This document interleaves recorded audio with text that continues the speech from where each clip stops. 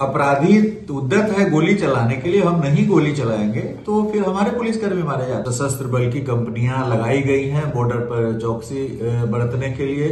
SSB के द्वारा भी चेक। आप देख रहे हैं MA न्यूज। अपराधियों को गोली का जवाब गोली, बिहार पुलिस सख्त। डीजीपी विनय कुमार। नमस्कार, आप देख रहे हैं MA न्यूज। बिहार के पुलिस महानिदेशक विनय कुमार ने अपराधियों को कड़ा संदेश देते हुए कहा कि जो अपराधी पुलिस को खुली चुनौती देंगे उन्हें गोली का जवाब गोली से दिया जाएगा। उन्होंने स्पष्ट किया कि बिहार में अपराध पर नकेल कसने में कोई ढिलाई नहीं बरती जाएगी। डीजीपी ने बताया कि कई बार पुलिस को आत्मरक्षा में जवाबी कार्रवाई करनी पड़ती है। इसी तरह की स्थिति हाल ही में फुलवारी शरीफ में बनी, जहां पुलिस की जवाबी कार्रवाई में एक अपराधी घायल हुआ। डीजीपी विनय कुमार ने दावा किया कि पटना में विभिन्न श्रेणियों के अपराधों में लगभग 25% तक कमी आई है, जबकि पूरे बिहार में भी अपराध के ग्राफ में गिरावट दर्ज की गई है। उन्होंने ड्रग्स और साइबर अपराध को लेकर चिंता जताते हुए कहा कि युवा तेजी से इन अपराधों में शामिल हो रहे हैं, जिनके खिलाफ लगातार सख्त कार्रवाई की जा रही है।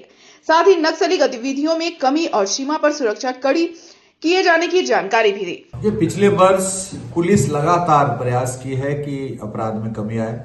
अपराध में कमी आई भी है। आपने प्रेस ब्रीफिंग सुना होगा पटना पुलिस का भी और राज्य पुलिस का भी। पटना में भी हत्या में 25% की कमी आई है। डकैती, लूट सभी शीर्ष में पटना जिला में कमी आई है। राज्य स्तर पर भी हर शीर्ष में अपराध में कमी आई है। अपराध में कमी से हम संतुष्ट नहीं है, बल्कि हम चाह रहे हैं कि समाज के अंदर कोई भी हत्या का कांड प्रतिवेदित न हो, जो आदर्श स्थिति होगी। हम लोग उसकी ओर प्रयास कर रहे हैं कि समाज के अंदर किसी भी प्रकार के गंभीर अपराध न हो, तो आदर्श स्थिति होगी। और धीरे धीरे आप बिहार के अपराध मानचित्र पर यदि नजर डालेंगे, दृष्टिपात करेंगे, तो आपको दिखेगा कि पिछले 20 वर्षों में लगातार हर शीर्ष में जो पारंपरिक अपराध शीर्ष है उनमें कमी आई है।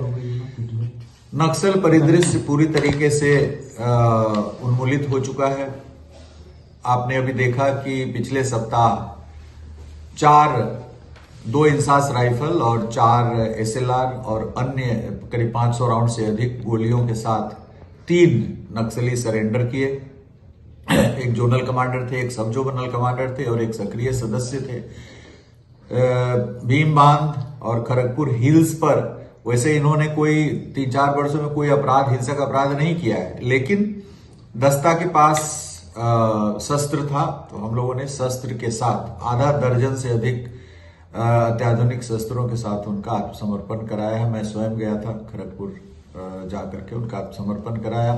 उनको और उनके परिवार को पुनर्वासित करने के लिए सरकार की जो योजना है उसके तहत उन्हें सभी सुविधाएं उपलब्ध कराई जा रही हैं। उनको रोजगार से जोड़ा जा रहा है।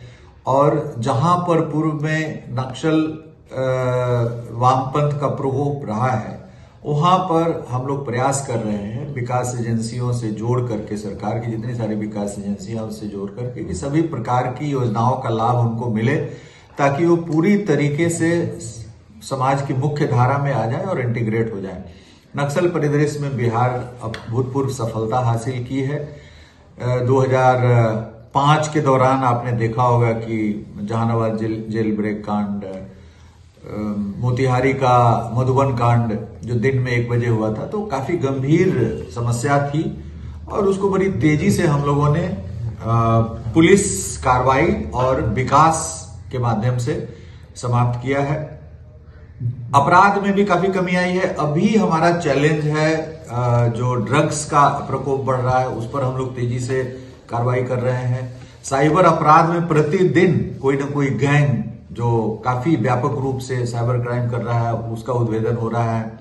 आपने देखा मोतिहारी में अभी कल एक बहुत बड़े गैंग का उद्भेदन हुआ है। तो प्रतिदिन साइबर अपराध में भी हम नई से नई उपलब्धि हासिल कर रहे हैं। प्रत्येक जिला में थाना गठन हो गया है। थाना का प्रभार DYSP रैंक के एक पदाधिकारी के पास है, जो बीटेक ज्यादातर 40 में से लगभग सभी के सभी IT, इलेक्ट्रॉनिक्स, कंप्यूटर में बीटेक है और सभी DSP हमारे बड़े अच्छे कार्य कर रहे हैं। उसको और व्यापकता प्रदान करने के लिए प्रयास किया जा रहा है। साइबर वर्टिकल बनाया गया है। तो साइबर नारकोटिक्स में भी एक अलग वर्टिकल बनाया गया है, उसमें SP की पोस्टिंग की गई है। तो ये 2 समस्या जो अभी वर्तमान में है, जो युवा वर्ग इसमें शामिल है। साइबर अपराध में भी बहुत यंग लड़के शामिल है, 18 साल, 17 साल, 15 साल, 20 साल के। और नारकोटिक्स का भी जो सबसे बड़ा प्रभावित वर्ग है वो युवा वर्ग है। जो युवा को इन दोनों साइबर अपराध से बचाने के लिए और नारकोटिक्स से बचाने के लिए हम लोग लगातार प्रयास कर रहे हैं और आने वाले दिनों में इसमें भी हमको अभूतपूर्व सफलता मिलेगी। विधि व्यवस्था की समस्या नियंत्रित है, किसी भी प्रकार का कोई कम्युनल इंसिडेंट विगत वर्ष नहीं हुआ जो उल्लेखनीय हम समझें।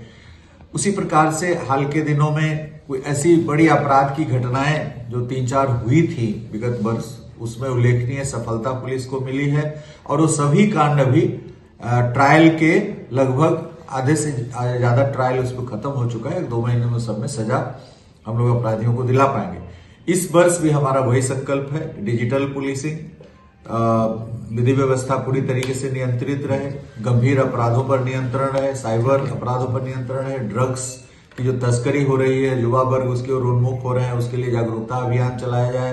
पंचायती राज संस्थाओं को, जीविका दीदियों को, सभी लोगों को, समाज के सभी वर्ग को इसमें जोड़ा जाए ताकि जो हमारा युवा वर्ग है, एक वाइब्रेंट विलेज प्रोग्राम है केंद्र सरकार का, उसको भी हम लोग इम्प्लीमेंट करने जा रहे हैं। तो इन सभी दिशाओं से इस पर हम लोग कार्रवाई करेंगे और आने वाला वर्ष बिहार के लिए बहुत ही सुख और समृद्धि और शांति का रहे, यह मेरी मंगल कामना है। मैं पूरी जनता से, बिहार की जनता से अपील करूंगा कि बिहार में अमन, चैन, शांति कायम करने में हमारा भरपूर सहयोग दें। हमारी पुलिस प्रयास कर रही है और पुलिस में भी यदि कहीं कमी आती है तो हमारे संज्ञान में उन कमियों को लाएं ताकि हम उसको दूर कर सकें। बहुत बहुत धन्यवाद। सर, जो अपराधी पुलिस को चुनौती दे रहा है उनको जो है सरेंडर करने के लिए भी विरोध किया जा रहा है, यहाँ तक इनकाउंटर की भी अगर करने की जरूरत पड़ती है तो किया जा रहा है। गोली का जवाब गोली से भी दी जाती है। नहीं, देखिए, इनकाउंटर जो पुलिस का इनकाउंटर है कोई सुनियोजित ढंग से नहीं होता है। जैसे करीब हम लोग 4.25 लाख लोगों को गिरफ्तार किए,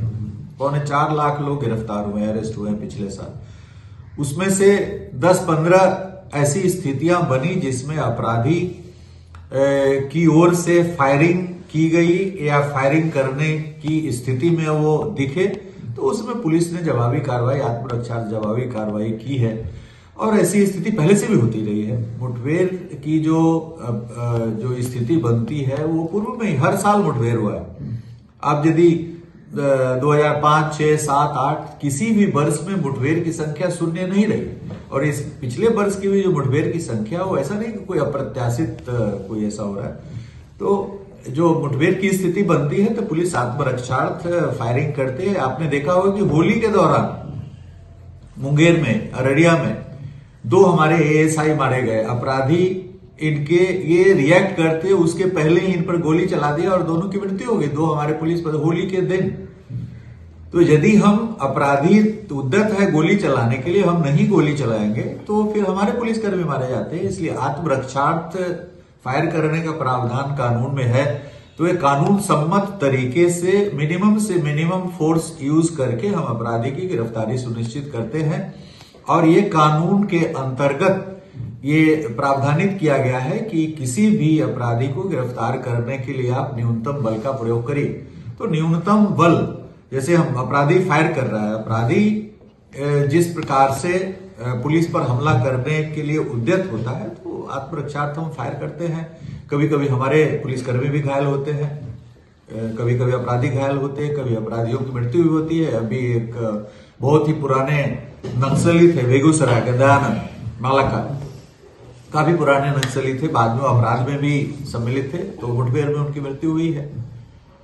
तो अपराध की जो स्थिति है उसको दृष्टिगत रखते हुए हम लोग कमी लाने का पूरा प्रयास कर रहे हैं। और जो अपराधी जब पुलिस पे फायर करने के लिए उद्यत रहते हैं, फायर करते हैं, तो पुलिस आत्मरक्षार्थ फायर करती है, अपने जान बचाने के लिए फायर करती है। उसमें कुछ अपराधी कभी कभी घायल होते हैं, कभी कभी अपराधी की मृत्यु। एक आखिरी सवाल सर, कि जो बांग्लादेश बॉर्डर है या नेपाल बॉर्डर है, वहां भी काफी सुरक्षा तेज की गई है और 3 बांग्लादेशी पकड़े गए हैं। देखिए, जो अंतर्राष्ट्रीय सीमा की संवेदनशीलता बढ़ी है, इसके दृष्टिकोण से जो बंगाल से सटे हुए हमारे जिले हैं उसमें अतिरिक्त सशस्त्र बल की कंपनियां लगाई गई हैं बॉर्डर पर चौकसी बरतने के लिए।